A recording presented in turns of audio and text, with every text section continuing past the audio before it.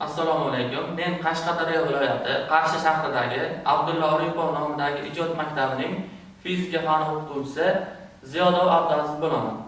Bugun sizlar bilan qattiq jism zichlligini aniqlash mavzusidagi qiziqarli tajribani laboratoriya ishini ko'rib o'tamiz. Demak, laboratoriya ishimizni dastlab qisqacha nazariy qismi bilan tushuntirib o'taman. Keyin esa amaliy qismiga o'tamiz. Qattiq jism zichligini aniqlash uchun biz birinchi bo'lib zichlik tushunchasini bilishimiz kerak bo'ladi. Zichlik bu jism massasining uning egallab turgan hajmiga nisbati bilan aniqlanuvchi kattalik hisoblanadi. Zichlik formulasi ρ barobar m taqsim v. Bu yerda ρ jism zichligi, m massasi, ya'ni o'lchanadigan jismning massasi hisoblanadi, v esa o'lchanuvchi jismning hajmi hisoblanadi. Biz bilamizki, tabiatdagi barcha jismlar hajmini to'g'ridan-to'g'ri geometrik formula yordamida aniqlay olmaymiz. Shuning uchun bu tajribani ikki bosqichda ko'rib chiqamiz. Birinchi bosqichda aniq geometrik shaklga ega bo'lgan jismlar, ya'ni hajmini biz formula yordamida topa oladigan jismlarni ko'rib chiqamiz. Ikkinchi bosqichda esa aniq geometrik shaklga ega bo'lmagan jismlar zichligini aniqlashni ko'rib chiqamiz. Demak, dastlab aniq shakldagi jismlar zichligini qanday qilib aniqlaymiz? Geometrik tomonlarini o'lchab olamiz. Masalan, aytaylik, kub yoki shar yoki silindr, buni tomonlarini o'lchash orqali ularning hajmini geometrik formula yordamida hisob-kitob qilish mumkin. Massasini esa tarozi yordamida o'lchash mumkin. Va bu o'lchashlar amalga oshgandan keyin zichlik formulasi yordamida aniq shakldagi jismning zichligini topish mumkin bo'ladi. Ikkinchi bosqich, ya'ni ikkinchi tajribamiz noma'lum jism, ya'ni aniq geometrik shaklga ega bo'lmagan va noma'lum jismning zichligini aniqlash. Buning uchun notekis shakldagi jismni olamiz. Ya'ni aniq geometrik nomlanmagan jismni. Buning uchun jismni massasi tarozi yordamida tortamiz, o'lchab olamiz. Uni hajmini o'lchash uchun esa idishga, ya'ni o'lchovli idishga, qiymatlari bo'limlar bo'lgan idishga suv solamiz va suvni dastlabki sathini o'lchab olamiz. Keyin aniqlamoqchi bo'lgan jismimizni tushiramiz va keyingi sathni aniqlab olamiz. Sathlar farqidan esa jismning hajmi kelib chiqadi. Ya'ni ekraningizdagi delta v barobar v2 minus v1 formula yordamida jismning zichligini aniqlab olamiz. Massasini tarozida aniqlaymiz va zichlik formulasiga qo'yib hisob-kitoblarni amalga oshiramiz. Tajribada xatolarni minimallashtirish uchun, ya'ni tajribamiz aniqlikda bajarilishi uchun bizga nimalar kerak bo'ladi? Birinchi navbatda jism massasi aniqlanayotganda har safar tarozini 0 ga qo'yishimiz kerak bo'ladi. Bunga e'tiborli bo'lishimiz kerak. Suv sathini o'lchayotgan paytda qiymatlarni imkon qadar aniqroq olishimiz kerak bo'ladi. Va jismlarni agar biz massasini suyuqlikka tushirgandan keyin o'lchaydigan bo'lsak, quritishimiz kerak bo'ladi.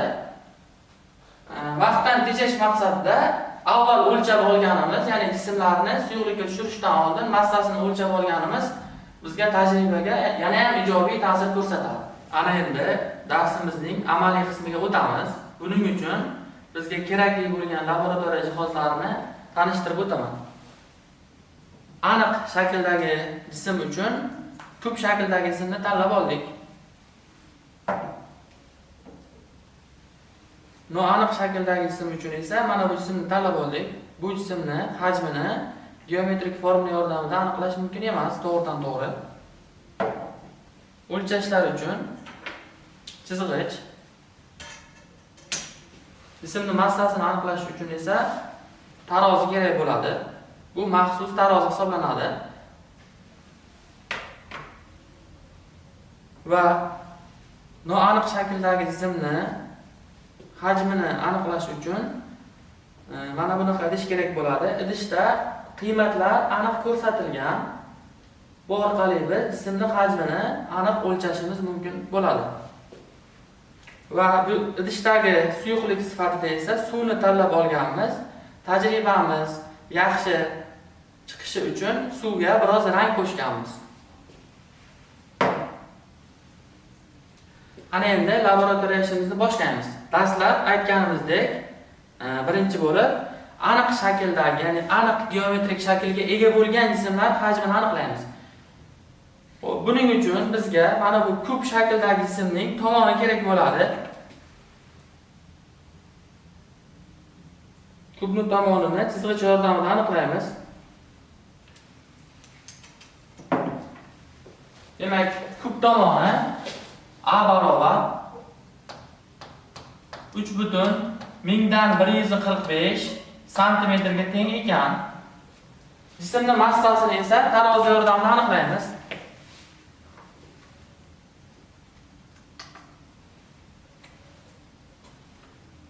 Tarozini sozlayotgan vaqtda 0 ga sozlashga e'tiborli bo'lish kerak.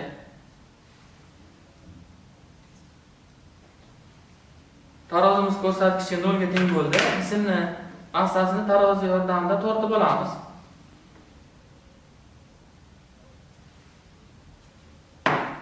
Massasini aniqlab oldik. Endi yozamiz. M barobar 275,2 gram. Jism massasini aniqladik. Ana endi jism hajmini kub shakldagi jism bo'lgani uchun kub hajmi formulasi yordamida topamiz.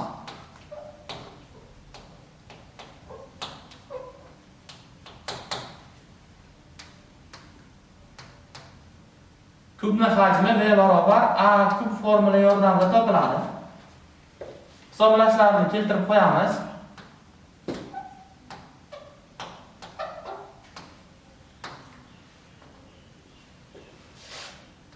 Taqriban hisoblashlarni hisoblaganimizda taqribiy qiymati 31,107 santimetr kub ekan.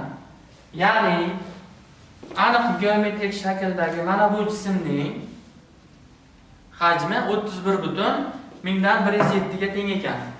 Ana endi zichlik formulasi yordamida jismni zichligini aniqlaymiz. 275,2 grammni bo'lamiz 31,107 santimetr kubga. Natijani kalkulyator yordamida taqriban hisoblaydigan bo'lsak,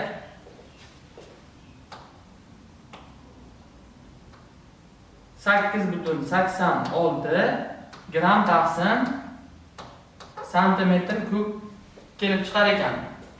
Ya'ni mana bu jism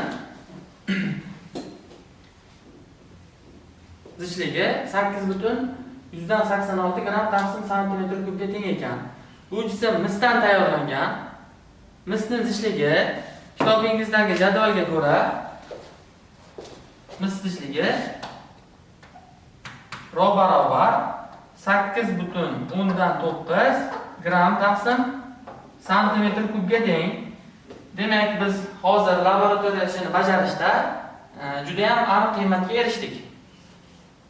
Aniqligimizni hisoblamoqchi bo'lsak, 8,9 ni 100% deb olamiz. Bizda chiqqan natijani esa x% deb olamiz. O'lchovimizni aniqligini hisoblash uchun 8,9 ni 100% deb olamiz. 8,186, ya'ni biz chiqargan natijani x% deb olamiz. X ni topadigan bo'lsak, x ning qiymati taqriban 99,6% ga teng ekan. Bundan ko'rinib turibdiki, natijani aniqlashda biz deyarli xatolikka yo'l qo'ymadik. Xatoligimiz, ya'ni o'lchashdagi xatoligimiz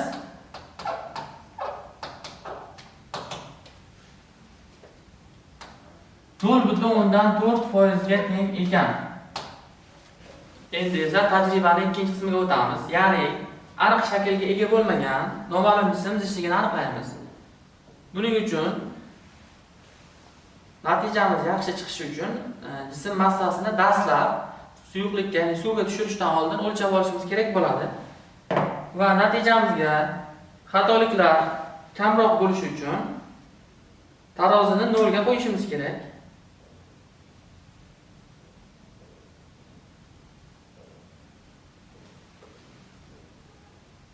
Tarozini 0 ga sozlab oldik. Endi jism massasini o'lchaymiz.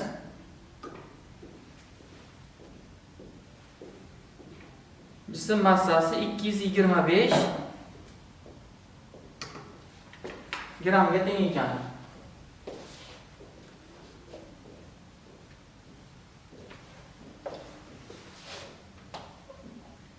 M barobar 225 gram.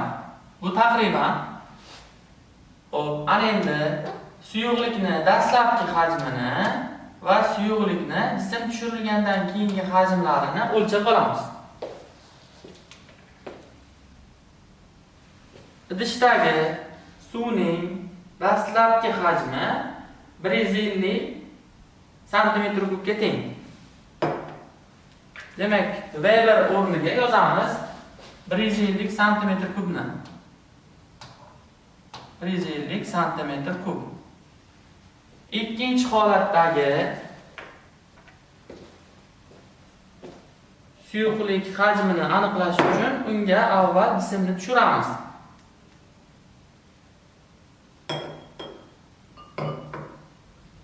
Noma'lum jismni tushirdik va uni ikkinchi holatdagi hajmini aniqlaymiz.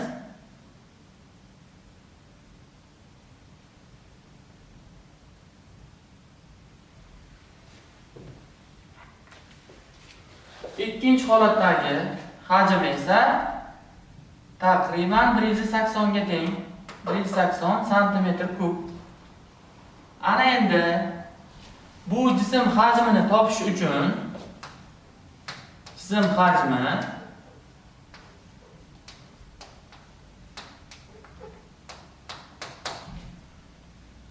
jismning hajmi va jism barobar ikkita holatdagi idishdagi ikkita holatdagi suyuqlik sathlari farqiga teng bo'ladi. Ya'ni V2 minus V1 barobar 180 cm3 ayru 150 cm3 teng 30 cm3. Ya'ni noma'lum jism hajmi 30 cm3 ga teng ekan. Ana endi zichlik formulasi yordamida noma'lum jism zichligini aniqlaymiz. 225 gram bo'lingan 30 cm3. Demak, natija 7,5 ga teng. 7,5 gram taqsim cm3. Demak, bu noma'lum jism haqida nimani ayta olishimiz mumkin?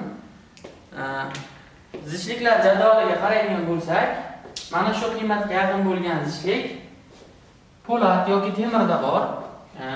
7,8 7,9 gram taqsim cm3 ga teng deyilgan.